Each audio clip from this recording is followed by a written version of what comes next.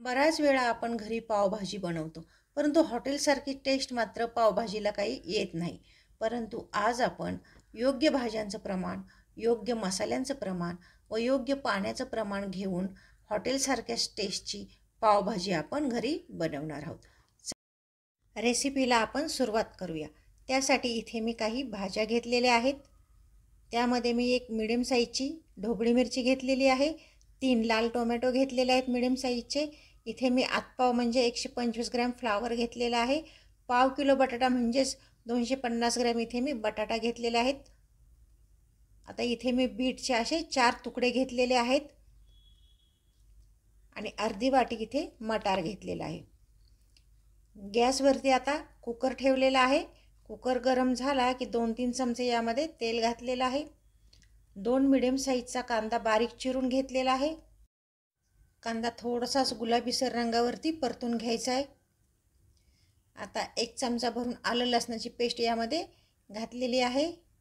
आलं लसूण पेस्ट पण चांगली परतून घ्यायची, जास्त यांना करपू द्यायचं नाही. आता यावरती आपण मसाले घालू. 2 चमचे काश्मीरी मिरची पावडर घातलेली आहे. 2 चमचे पावभाजी मसाला घालायचा. आता हे मसाले व्यवस्थित काही सेकंद आपण परतून घेणार आहोत तेलात. मसाले इथे व्यवस्थित परतून झालेले आहेत. आता यावरती चिरून ठेवलेल्या भाज्या घालून घ्यायच्यात.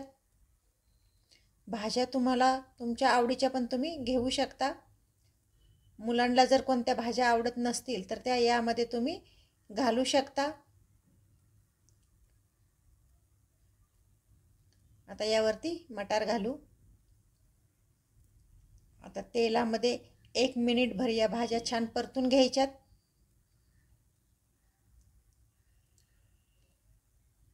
भाज्या इथे छान परतून झालेल्या आहेत. आता यामध्ये आपण पाणी घालणार आहोत.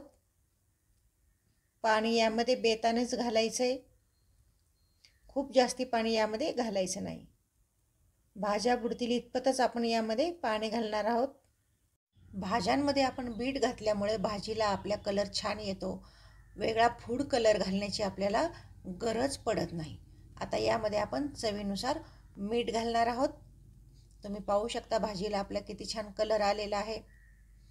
आणि भाज्यांना अगोदरच फोडणी दिल्यामुळे परत आपल्याला भाजीला फोडणी द्यायची गरज लागत नाही. आता हे मीठ आपण सर्व ढवळून घेणार आहोत. व्यवस्थित सर्व भाज्यांना मीठ लागलं गेलं पाहिजे. तुम्ही पाहू शकता भाजीचा कलर. आता कुकरचं झाकण लावून याला मीडियम गॅसवरती 3 ते 4 शिट्ट्या याच्या काढून घ्यायच्यात. आता इथे 3 ते 4 शिट्ट्या झालेल्या आहेत. कुकर आपला थंड झालेला आहे. भाज्या आपल्या मऊ अशा शिजलेल्या आहेत. आता या भाज्या आपण मॅश करून घेऊ. भाज्या छान शिजल्यामुळे पटपट अशा मॅश होतात, जास्ती वेळ लागत नाही. अगदी 15 ते 20 मिनिटामध्ये आपली पावभाजी हॉटेलसारखी तयार होते. तुम्ही पाहू शकता सेम स्ट्रक्चरीचं हॉटेलच्या भाजीसारखं आलेलं आहे. आता यामध्ये आपण 2 चमचे बटर घालणार आहोत. आता हे बटर भाजीमध्ये व्यवस्थित मिक्स करून घ्यायचं आहे. असं वरून बटर घातल्यामुळे भाजीला वेगळीच चव येते.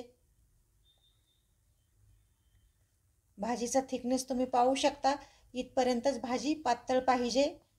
आता यावरती थोडीशी कोथिंबीर घातलेली आहे. व्यवस्थित हे सर्व मिक्स करून घेऊ.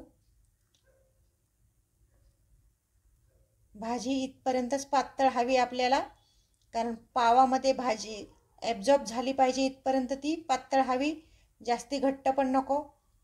आता गॅसवरती एक तवा ठेवलेला आहे. चमचाभर यामध्ये बटर घालायचं व आपण मसाला पाव आता बनवून घेणार आहोत. इथे 2 पाव भाजीचे पाव घेतलेले आहेत.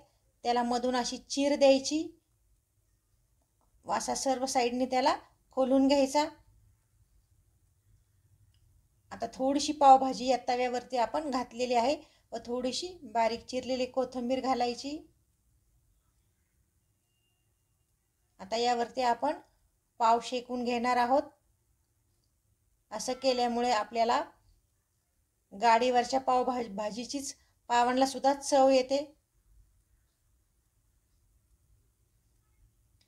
आता पाव दोन्ही साईडने व्यवस्थित भाजून झालेले आहेत. आता याला आपण काढून घेऊ. भाजी ज्या प्लेटमध्ये आपण सर्व करणार आहोत त्या प्लेटमध्ये पाव काढलेले आहेत. आता आपण भाजी सर्व करून घेऊ. तुम्ही पाहू शकता भाजी इथे आपली परफेक्ट हॉटेलसारखी भाजी झालेली आहे व टेस्टसुद्धा तिची हॉटेलसारखीच आहे.